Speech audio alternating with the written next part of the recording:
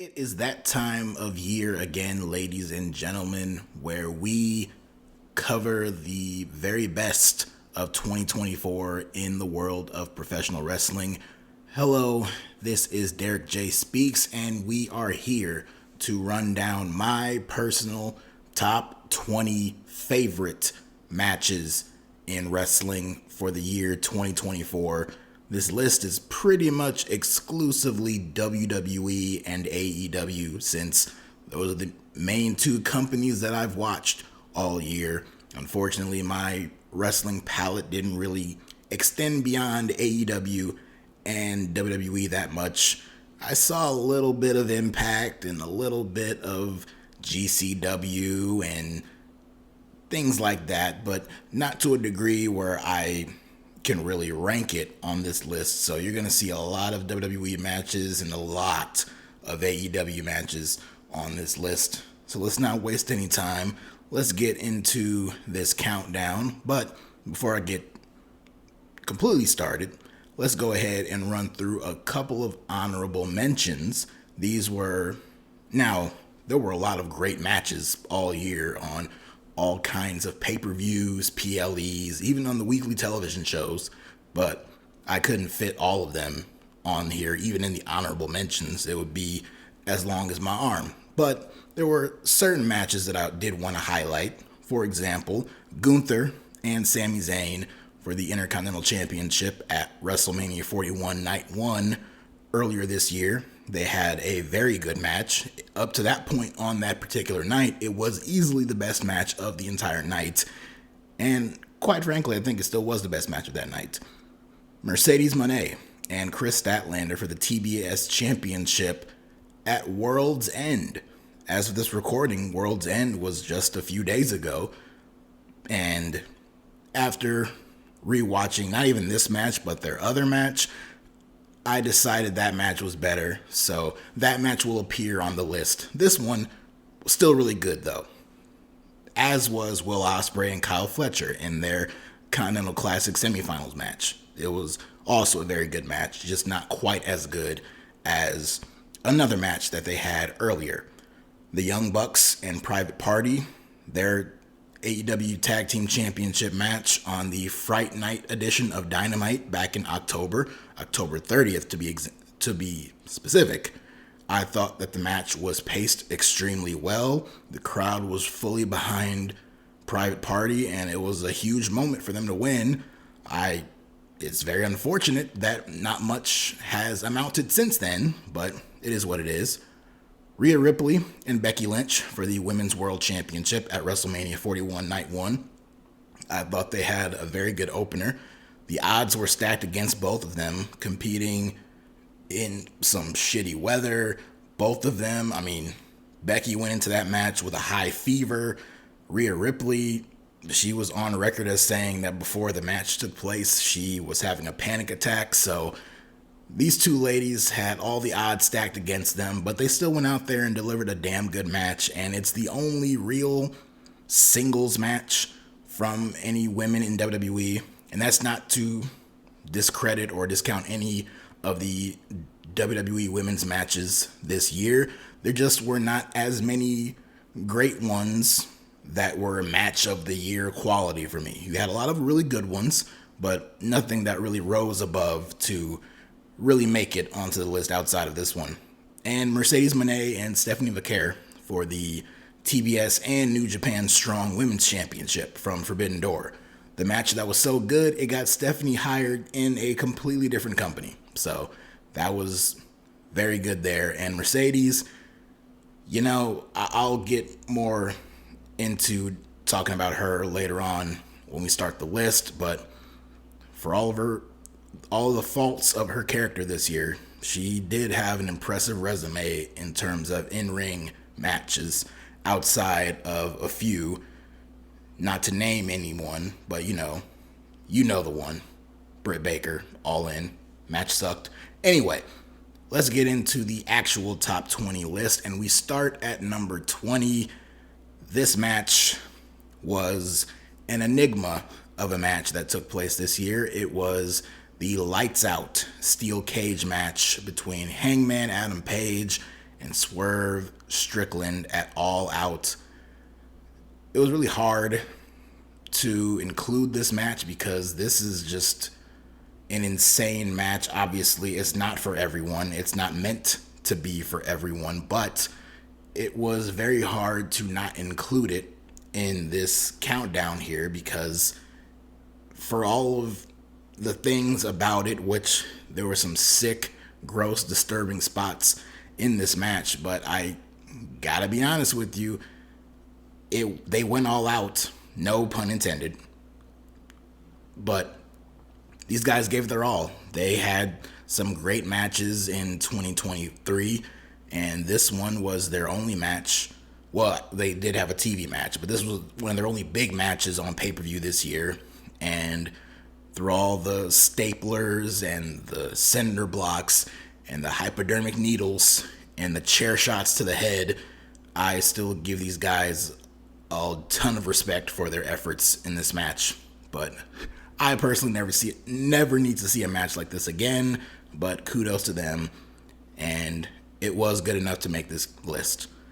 Number 19 is really the only WWE women's match to make it into this entire list, and that is the 2024 Women's Royal Rumble match. I thought on that particular night of the two Rumble matches, this one was easily the best one, and it was a lot of fun. I got a kick out of a lot of the surprises in this match. Naomi making her big return to the company. We had Jordynne Grace, who was the Knockouts champion at the time. She entered into the match and she had a damn good showing for herself.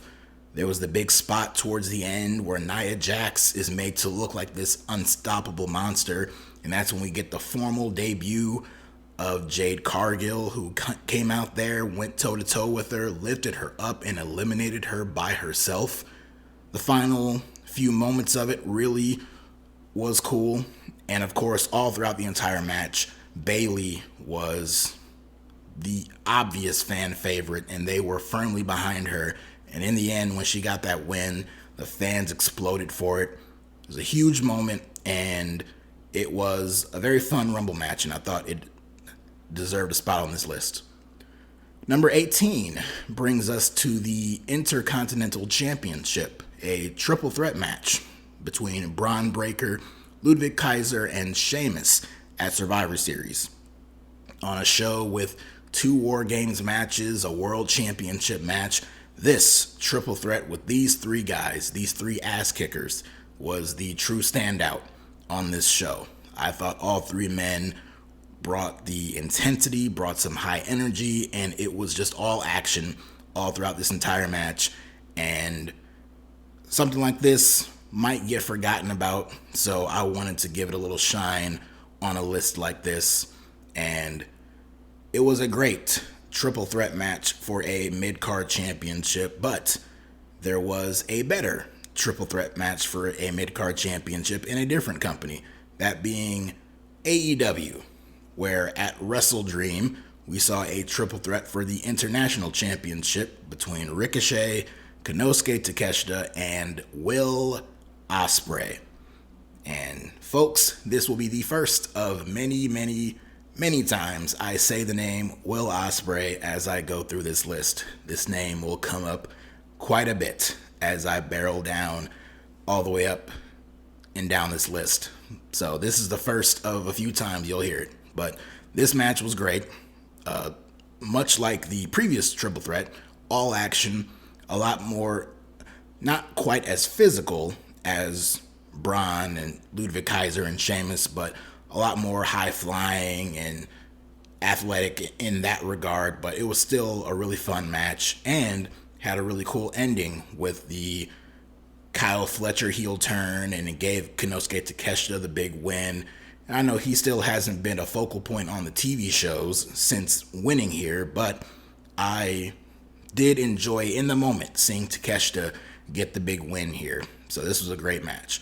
And speaking of the ending with the Kyle Fletcher heel turn, that bled into the next pay-per-view after, Full Gear, where we saw a match take place that takes the place of number 16 on this list, that being Will Ospreay versus Kyle Fletcher.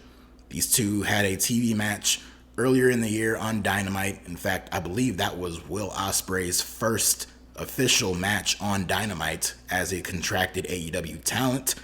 And they had a really good match. It was weird to see it as competitive as it was, because at that point Kyle Fletcher was very much so not an important factor on the show. But fast forward several months later, and they really went all in to try to establish Kyle Fletcher as a legitimate threat on the show. And they did a good job with that here in this match with Will Ospreay. Great back and forth action between the two of them. Some points shaven off, though, because of the spot where Ospreay... Now, I don't remember, was it a pile driver or a brain buster? I want to say it was a brain buster. Either way, Ospreay got driven headfirst down onto some steel steps, and that was not the finish of the match. Much like their match at World's End, where it was a great match, but that one spot in it where the two of them are giving each other headbutts, it's like, it was completely unnecessary, and it took the match down a few notches, and that was the case here. That's why it's not higher than it is, but this was still a really good match, and Kyle Fletcher got the clean pinfall victory over Will Ospreay. Ospreay didn't suffer too many clean pinfall losses this year, so the fact that they did it here with Kyle Fletcher was a big deal. And I know just recently at World's End, Kyle Fletcher lost to Will Ospreay, but hopefully even throughout that defeat, Fletcher will still continue to have a good spot on the show.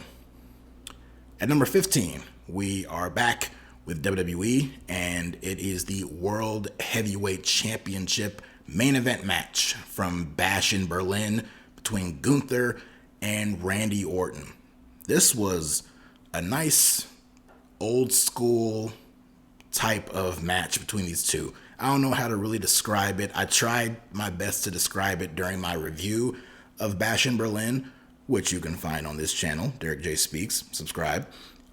But these two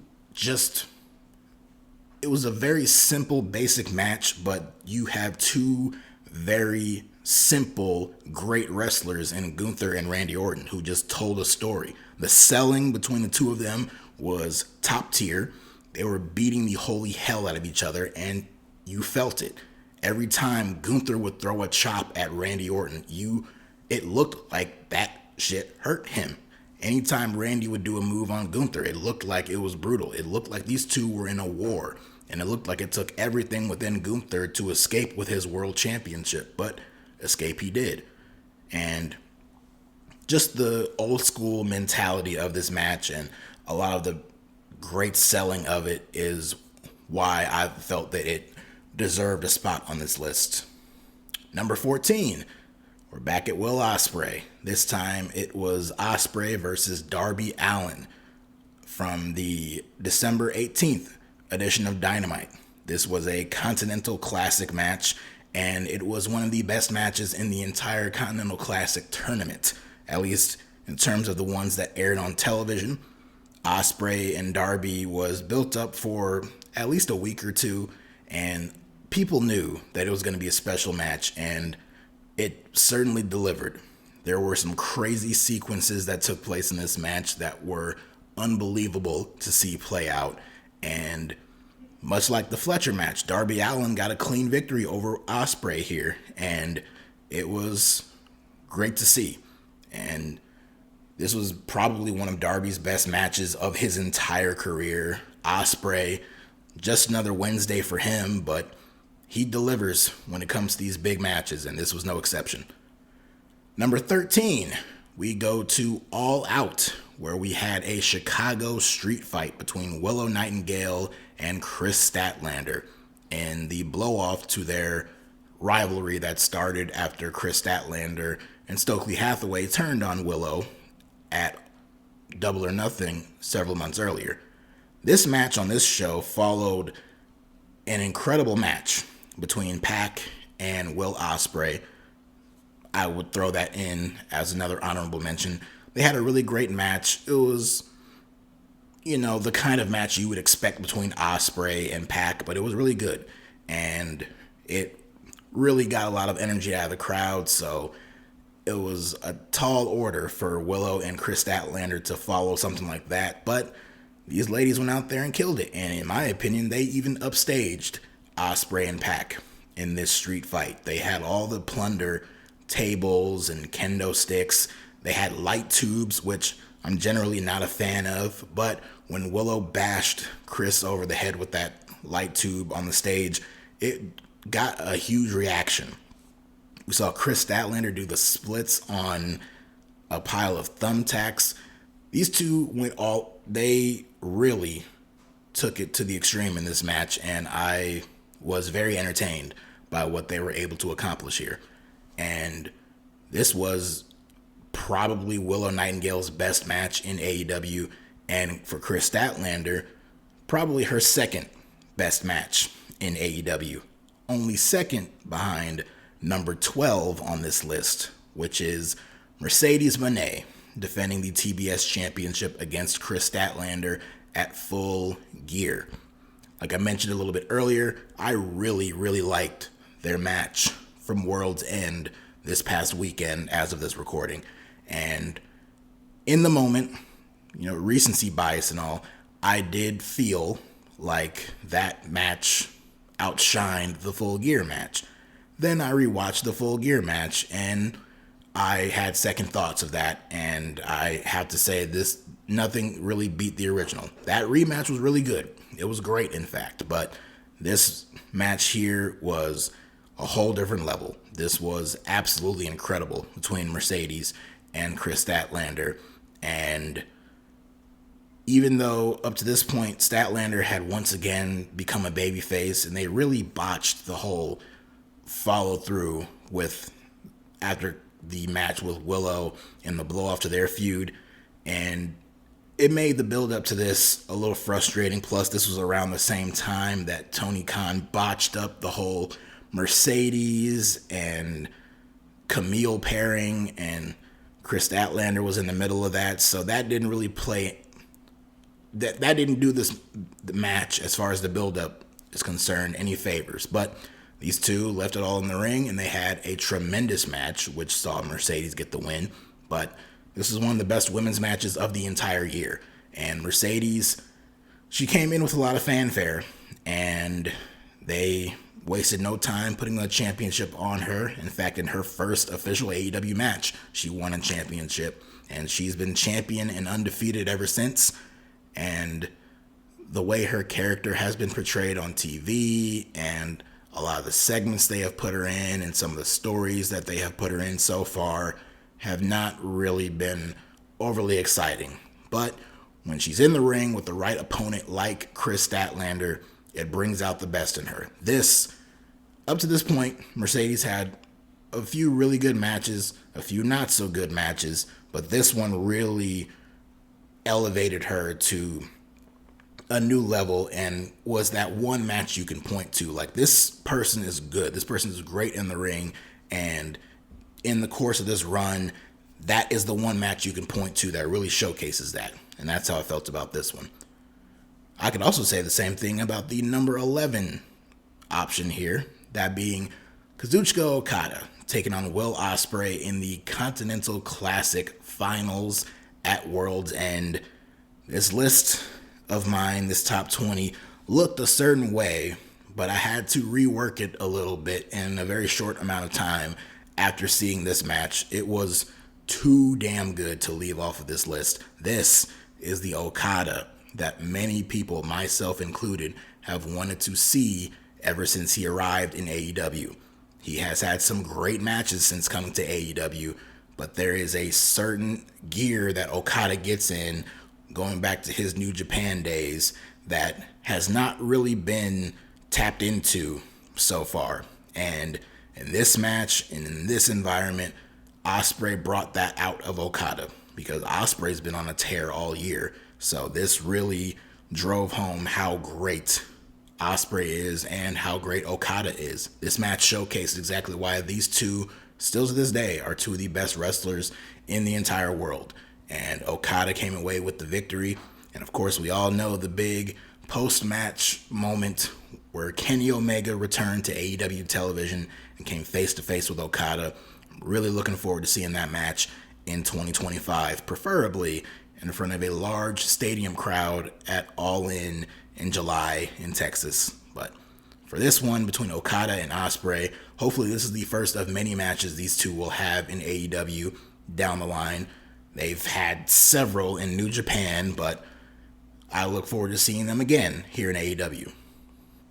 We're now cracking into the top 10, and starting at number 10, we have Timeless Toni Storm defending the AEW Women's World Championship against Mariah May at All In London. This was one of the best storylines of the entire year in any wrestling company, male or female. This story played out for the course of a year, with Mariah May basically being Toni's understudy, her protege, and the two of them becoming closer and closer, all leading up to that fantastic ending to that episode of Dynamite, where after Mariah May won the Women's Owen Hart tournament, she immediately turned on Toni Storm, laid her out, bloodied her up with the high heel shoe, and basically turned on her. And it led right into this match in front of this loud crowd who, even though Mariah May was from the UK, they absolutely hated her, which they had every right to. This woman smacked her own mother in the face, for God's sakes, during the course of this match. But they loved themselves some Toni Storm, and they played that heel-face dynamic perfectly in this match, with Mariah May walking away with the victory. And this was great. And it looked like the story was over here, especially in the post-match when Toni Storm looked delirious as she basically frolicked out of the ring and up the ramp with Luther at her side. And now, since then, we have seen the return of Toni Storm, reverting back to her old rocker gimmick, and is now acting like she's a rookie and brand new to AEW. So I'm still with it. I still very much appreciate her character, and I'm looking forward to seeing where this story goes. And I imagine it's leading to a rematch between these two, probably at that Grand Slam show in Australia coming up in February, where we might get the return of Timeless Toni Storm, or some version of Toni Storm, to go up against Mariah May, and she might even get her championship back. But we shall see how that plays out. At number 9, we have the undisputed WWE Championship match from Backlash in Lyon, France, between AJ Styles and Cody Rhodes. Cody's first defense of that championship, first televised defense of that championship since he won it at WrestleMania 40. And these two went out there in 30 minutes and in front of one of the greatest wrestling crowds I've ever seen in my life. They put on a wrestling clinic. These fans, I know everyone and their mother has already praised the Lyon, France crowd for being absolutely incredible. I've rewatched all the clips of them singing Randy Orton's theme song and them doing all the yeet stuff with Jey Uso during his entrance. And of course, all the chanting for AJ and the phenomenal chant and singing Cody Rhodes' theme song to perfection. They were invested in this entire match all the way through. Never a dull moment, never a boring moment, because it was always loud as this match went on. And these two had a great match. You know, AJ, as the years have gone on, AJ has not really been a main focal point in the company, on the show, for a lot of his time. But as his career is winding down, he can still put out a banger of a match when he wants to. And Cody brought that out of him here. And, you know, a lot of people have differing opinions on how Cody Rhodes' run as champion has been since he won it. A lot of positivity, a lot of negativity, very mixed bag to certain degrees. But for every dull match with Solo Sikoa, we got a great match with AJ Styles. In fact, they had a rematch a few months later, an I Quit match for the championship that I guess I would also include that as an honorable mention. It wasn't as good as this one. This was a great match, but that one was also really good. These two had great chemistry together. And AJ as the first opponent for Cody after winning the championship and getting that main event spot here was a great move. And it was really good. For number 8, I'm going to be cheating a little bit because we have a tie. It is the same two individuals, but it is two completely different matches. And the tie is between MJF and Will Ospreay. It is their match from the 250th episode of Dynamite on July 17th and their rematch from All In London.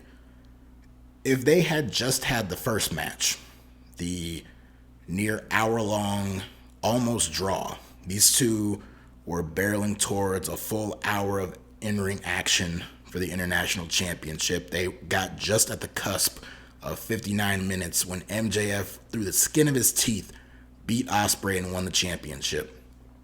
That would have gotten a spot on this list too. But then they had a rematch at All In, which in terms of length was shorter, but in terms of presentation and atmosphere was so much grander. It's on the big stage at Wembley Stadium. Ospreay, the clear-cut absolute darling to his home countrymen, and MJF doing the whole American champion and USA gimmick. It was great, and it was just a thunderous reaction for this entire match at All In. But that first match, they paced it slow, as they clearly knew that they were going to go a very long time. And I tell you what, whether it was during the 5-minute mark or the 20-minute mark or even the 40-minute mark of this match, there was never a point where I was truly bored. These two went back and forth. They had an absolutely amazing match.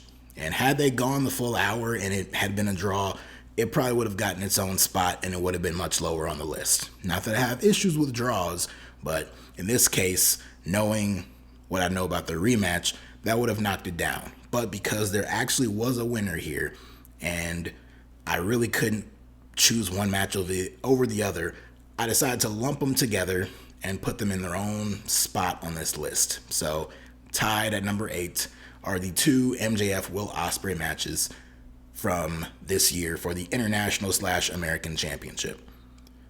At number 7, we go to Revolution back in March, where the Young Bucks challenged Darby Allin and Sting for the AEW World Tag Team titles in a tornado match.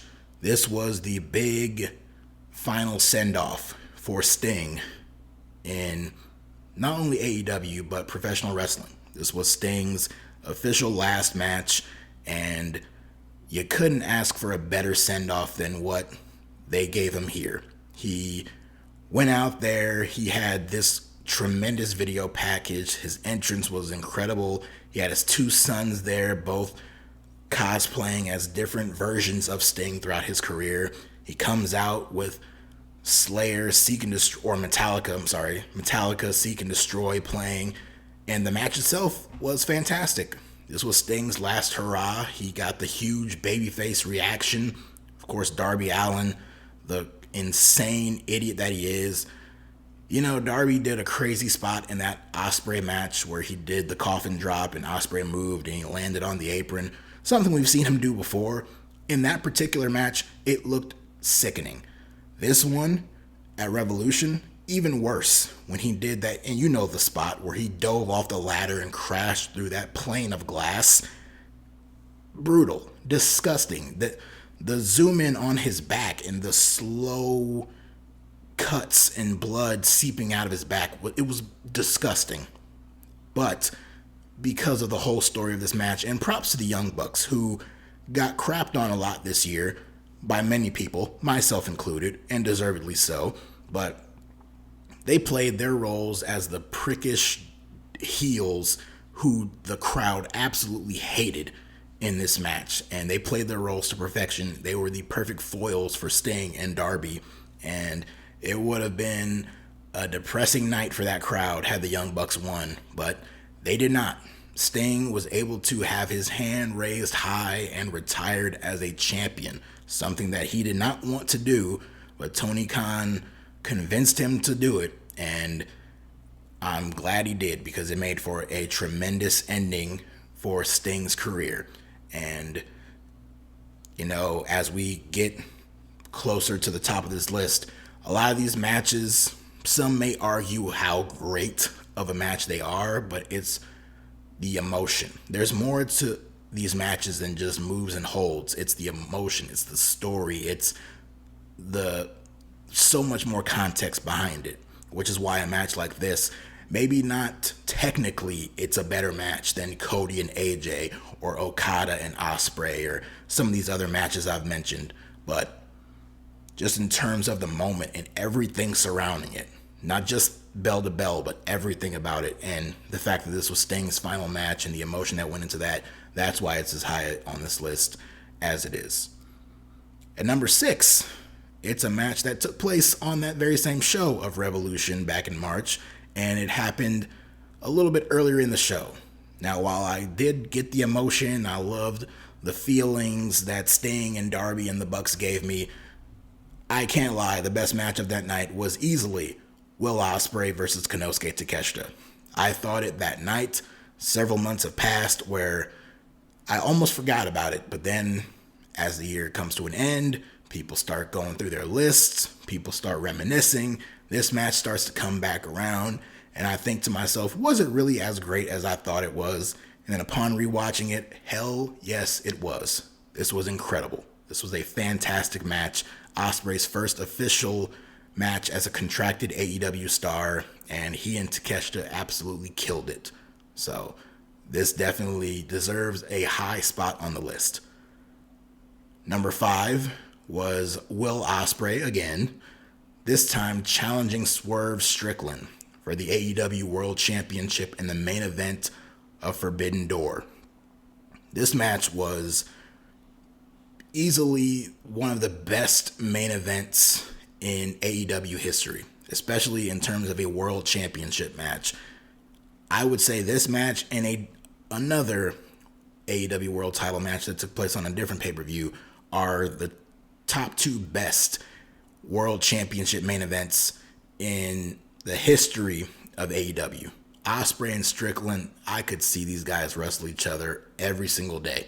They had tremendous chemistry together, and because Ospreay was so new and so over, and people had already made up in their minds that Ospreay is going to get that world title as soon as possible, there was that underlying feeling that maybe, even though he came into this match as international champion, many people thought maybe there's a chance that Ospreay's going to win, Swerve's title reign is going to be cut shorter than it should be, and that feeling added a whole different excitement and energy to this match, which they definitely fed into.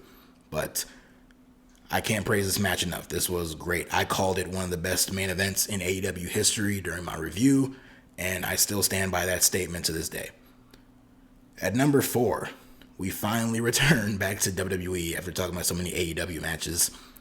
At number 4, we have CM Punk versus Drew McIntyre in a Hell in a Cell match at Bad Blood.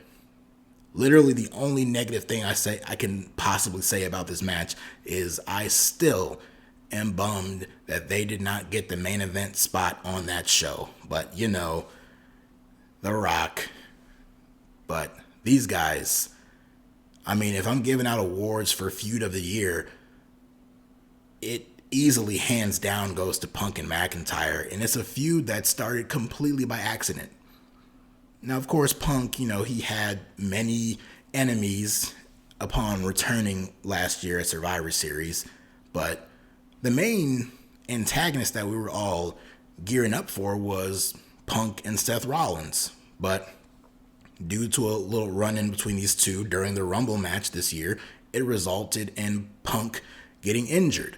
And through that injury, they put so much heat on Punk and McIntyre to the point where even throughout the spring and into the early part of the summer when Punk was still not medically cleared, these two still carried up and carried on with this feud. McIntyre on TV would take pot shots at Punk every chance he would get. Punk would show up on TV every now and then and talk trash about him.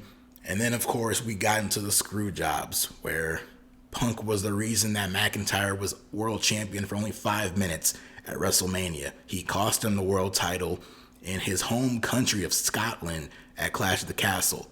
McIntyre won the Money in the Bank briefcase, and he got screwed over there. McIntyre attacked Punk in Chicago, bloodied him up. And of course, the stuff with the bracelet, which might have gone on a little too long, but I got the sentiment behind it. All of it led to this big blow-off inside Hell in a Cell, a match that had been teased and rumored for months and months online, and it finally happened, and it was glorious. It was glorious violence between these two. We got blood, which, when overdone, can kill my interest in a match, but in this case, it was very much well placed and added a lot to the story here. And this is how you do Hell in a Cell. When you have a concept and a stipulation like Hell in a Cell, this is what it's used for. It is used to be the blow off and the ending of a long, personal, intense rivalry. And that is what Punk and McIntyre had up to this point. And I thought they had tremendous send off to their feud here.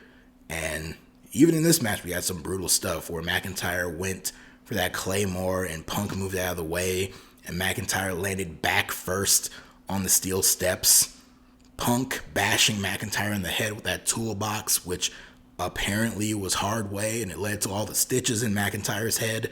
But these guys had great chemistry, and I am not upset that we're not going to see them face each other again, because quite frankly, there's not much more they can really do.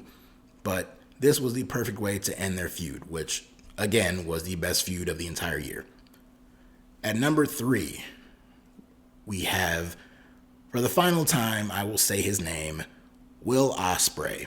And of all the big matches that Ospreay had in AEW this year, both ones on this list and ones that I left off, either in the honorable mentions or ones that I didn't mention. He had so many fantastic matches this year. But for me, my favorite out of all of them, the best Will Ospreay match of the entire year, was his match against Bryan Danielson at Dynasty. These two, they billed it as a dream match, and it absolutely felt like one. You know, that term gets thrown around a little too loosely for my liking, but these two, good God, they had an unbelievable match. The crowd, the energy for this match was off the charts, and that ending shot where you have both of them in their own separate corners and they're gearing up to finally charge at each other, it was tremendous. The only thing I'll take away from this match is the finish, where Ospreay hit the Tiger Driver on Danielson and he started overselling the neck, which I got because that not only played into a story for Ospreay throughout the rest of the summer, but it also played into a story for Bryan Danielson too. As he was on the tail end of his career, they were pushing this neck injury that originated here.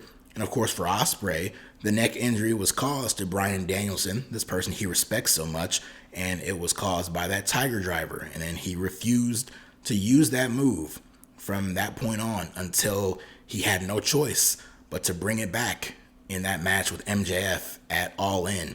And after Daniel Garcia made his return after being attacked by MJF, he screwed over MJF in that match, and Ospreay hit him with that Tiger Driver, and the pop that got was insane. And best of all, it actually ended the match, which was perfect.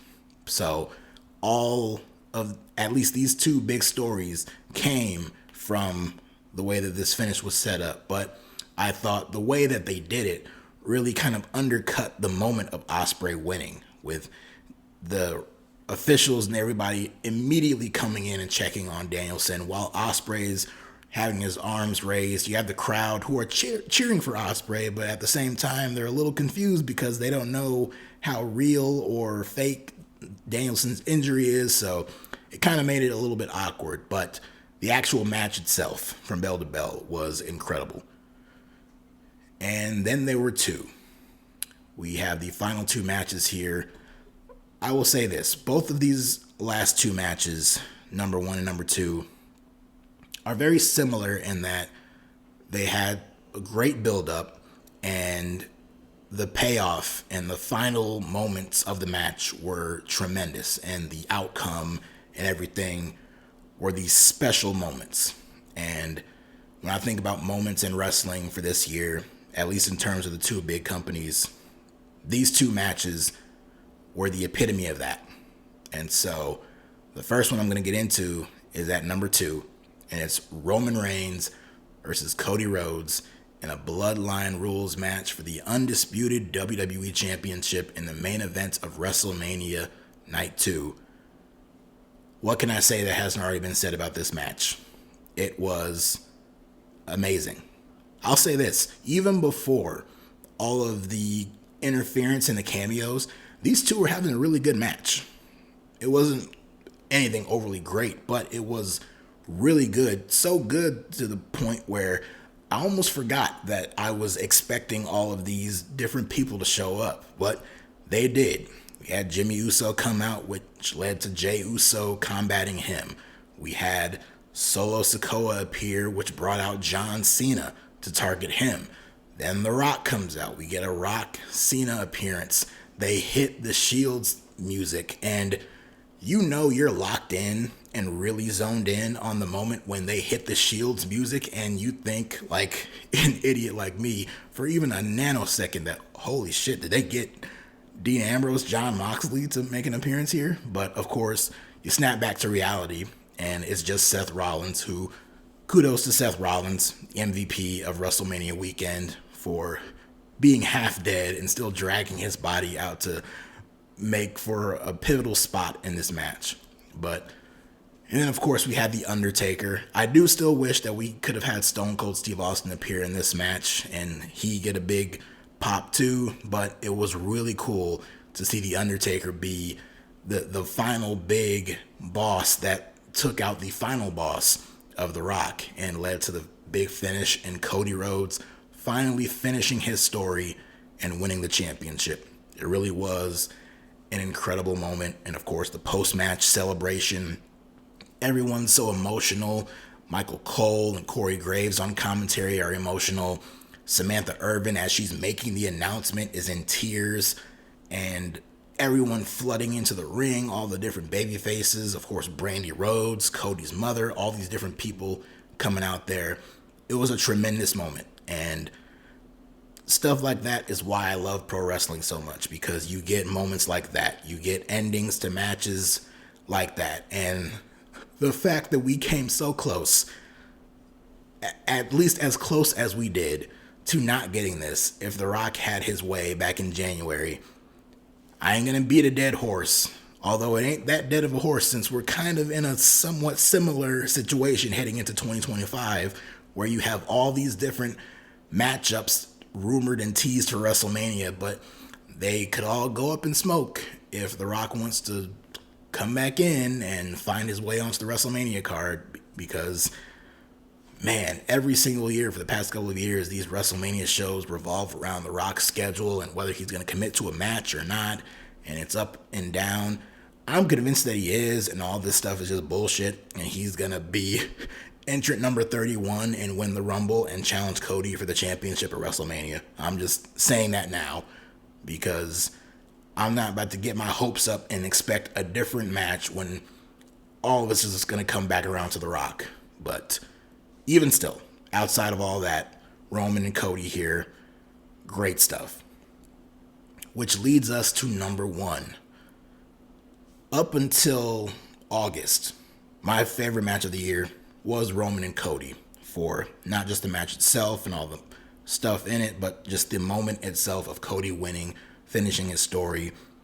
Something like that was a great option for me for my favorite match of the year. But then we got to All In London, where we had a World Championship main event that also captured very similar emotions from me and was just a little bit stronger than Cody winning. And that was Bryan Danielson winning.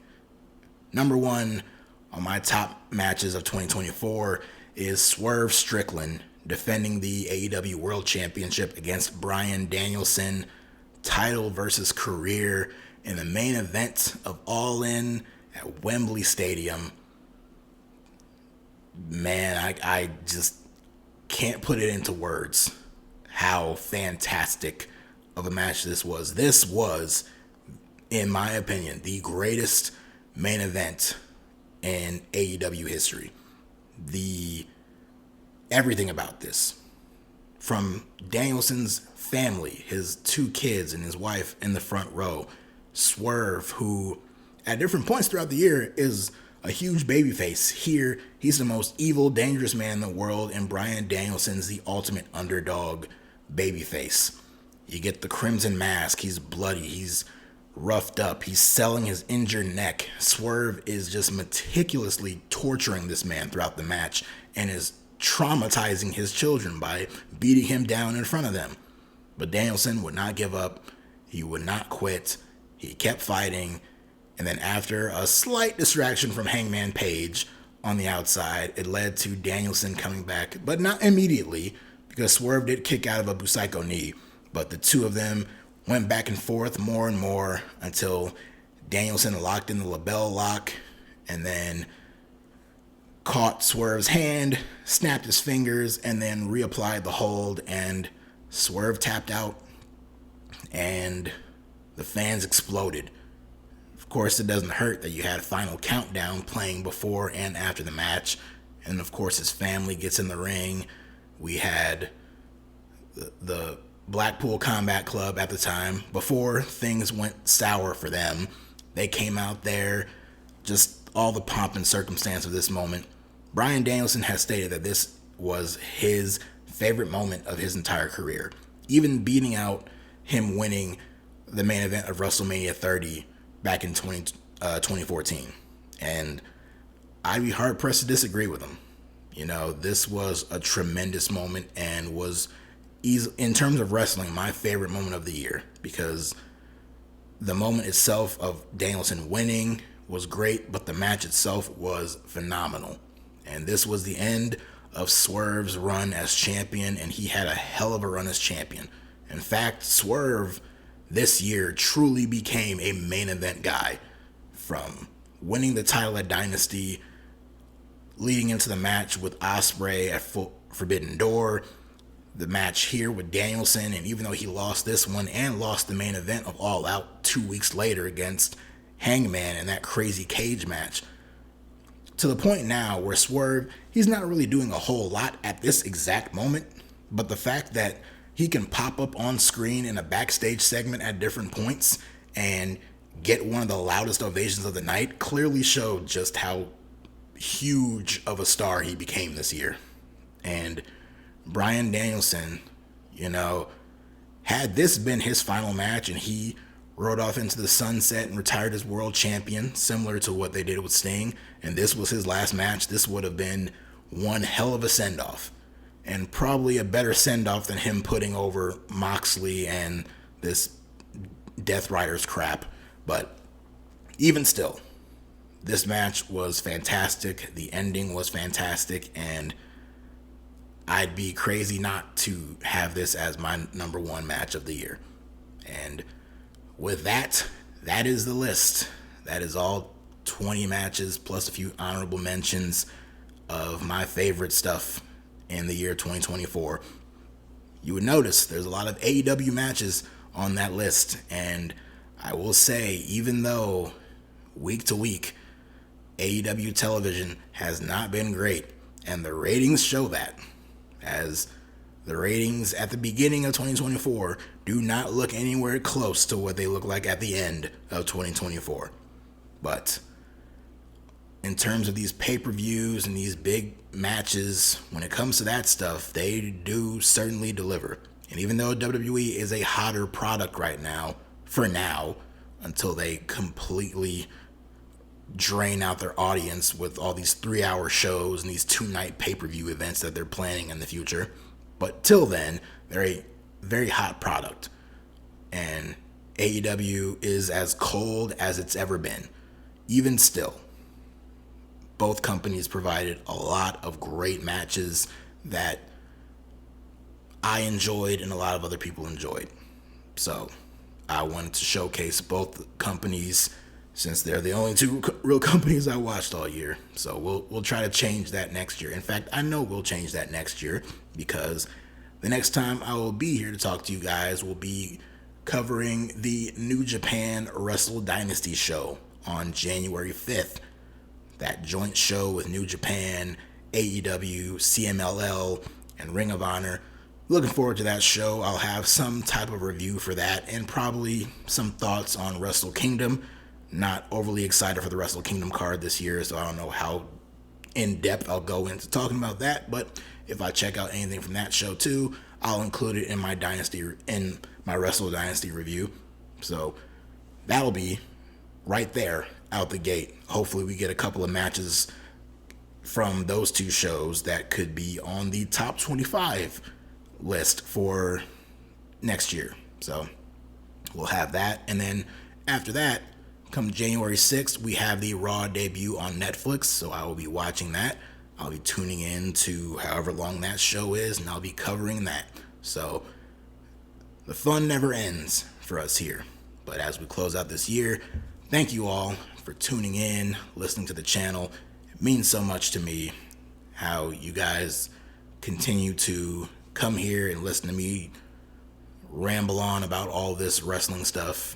And I ain't stopping. So it's just going to be more of this in 2025. And for however much longer I am crazy enough to be a fan of wrestling. So thank you. Appreciate it. And as always, leave a like, leave a comment, subscribe to the channel, and follow me on Twitter/X at DerekJ Speaks. Till next time, Happy New Year and take care.